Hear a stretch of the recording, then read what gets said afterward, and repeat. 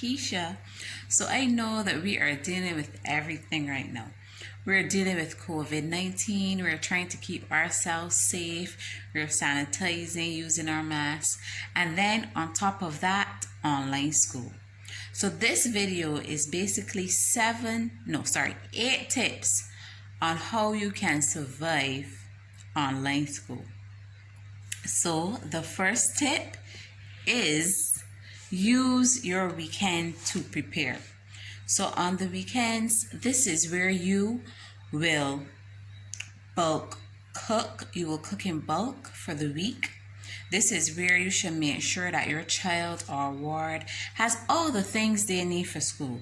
So we're going to make sure they have all their stationery, all their notepads, pens, pencils, everything they need for school.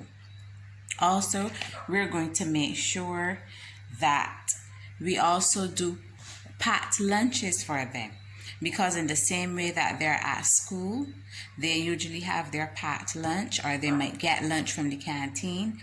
You can prepare lunch in advance for them, prepare snacks in advance for them. Use the weekend obviously to make sure all studies are completed, to make sure all their homework is completed. So that's some of the things. The first step is to use your weekends to prepare. The second step when it comes to online schooling is establish a set bedtime routine for your child. So this would mean that if your child is between the ages of 3 and 5 years old, and say you want them to wake up at 7 a.m., that they should be going to bed between 6 p.m.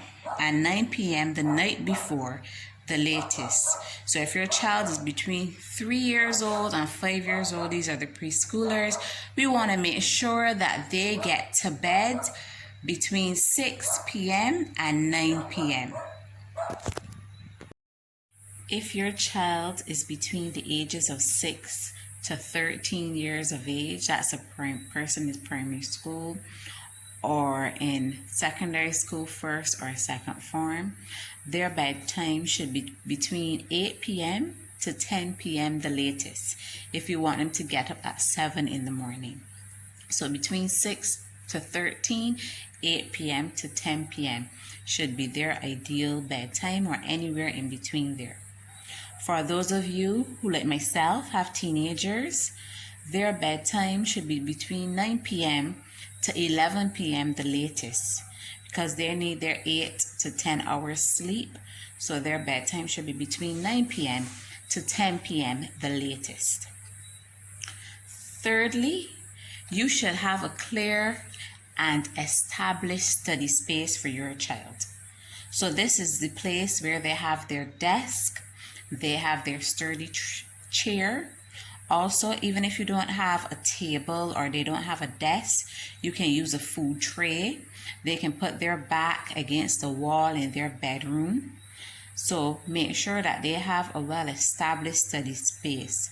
Also, make sure that this space is well ventilated and well lit, so that they can see their devices, and so that they will not be uncomfortable in case you live in a place in the tropics. Okay, so a well-established and clear, uncluttered study space.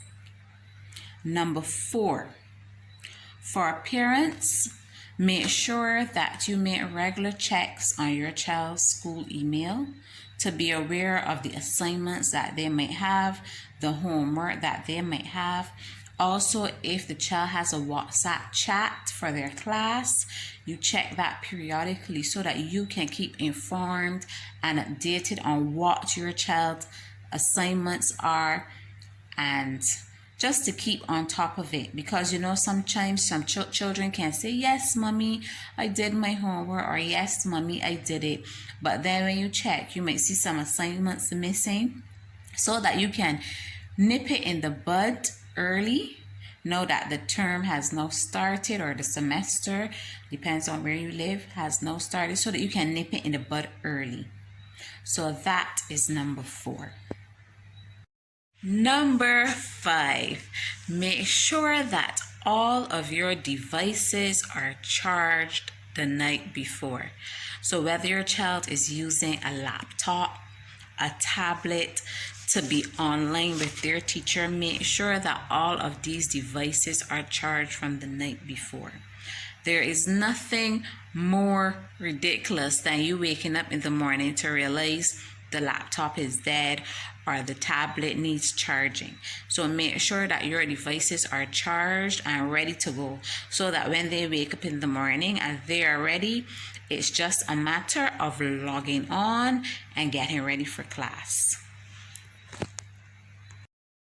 Number 6, start your day and your child's day with a good breakfast. So this breakfast should include carbohydrates, have some protein, and also some fruit. So this could be a peanut butter and jelly sandwich and a banana. Over here in the Caribbean, we don't have jelly. Well, we do, but we have jam. So peanut butter and jam for my Caribbean people. Also, you can have some pancakes and some eggs and some grapes. You can even do some cooked cereal like oatmeal with cinnamon. You could add apples. You can add nutmeg and a fruit like a banana or apple. So make sure that your breakfast and your child's breakfast has in carbohydrates, protein, and some fruit to start your day. Also, if you want to use cereals, try to choose cereals which are whole grain because some cereals have in a lot of sugar, and we're trying not to give our children that rush and then that crash.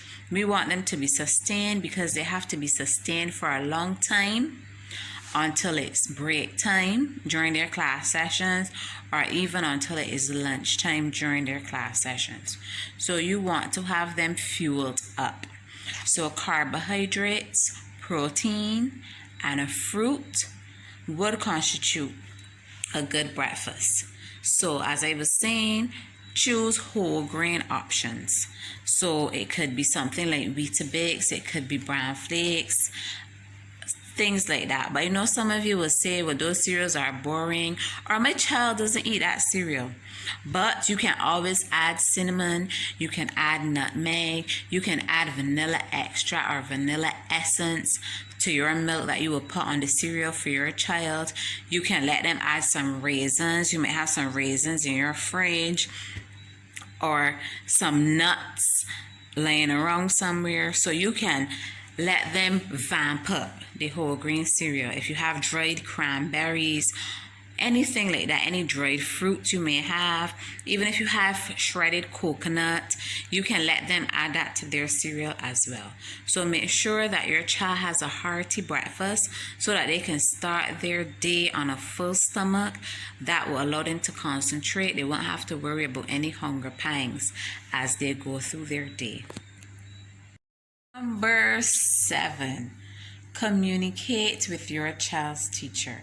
So if you're having any problems logging on, getting your child on to their class, feel free to communicate with your child's teacher. Also, in terms of keeping up to date with your child's progress, you need to communicate with your child's teacher. But we have to learn to do this in a respectful manner. Do not seek to communicate with your child's teacher when you know that that teacher is going to be in class. So if you need to communicate, you can do this after 3 o'clock. You can do this in the evening. You can do this, maybe try to get to the teacher during the lunchtime period.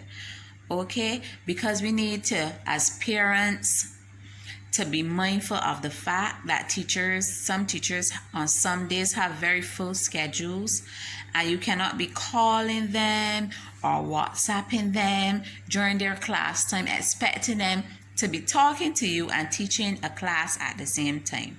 Sometimes teachers get a bad rep, but sometimes we as individuals, we have to put ourselves in somebody else's shoes. So I pray that you would communicate with the teacher, yes, but do it in a timely manner and do it when you think or you would ascertain that the teacher is available. So if you're having any technical difficulties, teachers are there to help. Persons are there to help. So be constantly in communication with your child's teacher so that you're kept abreast, just like how you would check the emails on WhatsApp as I mentioned earlier. So communicating with your child's teacher is also one very important step during this online process. And finally, number 8, be willing to listen to your child and to be patient. Your child is going through, this is a new phase for your child. Not being able to see their classmates face to face, not being able to socialize with their classmates as usual, not even seeing their school compound for a very long time. They might have had a little favorite spot that they used to hang out. So I want you to be willing to listen to your child and just ask questions as it relates to how they're finding this online school, if they like it or not, if they miss their friends. These are conversations that we need to have with our children because this is, as people call it, our new normal. And even us as adults, we want to hang with our friends. We want to do things that are fun. We would prefer not to wear the mask. Sometimes the masks make us uncomfortable. So your children, they are at home or wherever they are. Sometimes you have to take them to work with you and they're doing online schooling. But they're going through a myriad of emotions during this time. So I pray that we as parents, that we be patient with them and that we listen to them and respect them during this time. So that is my final tip for today. So those are 8 tips on how to get through online schooling. Thanks for watching. Bye-bye. If you like this video or found it helpful, please feel free to like, comment, and subscribe.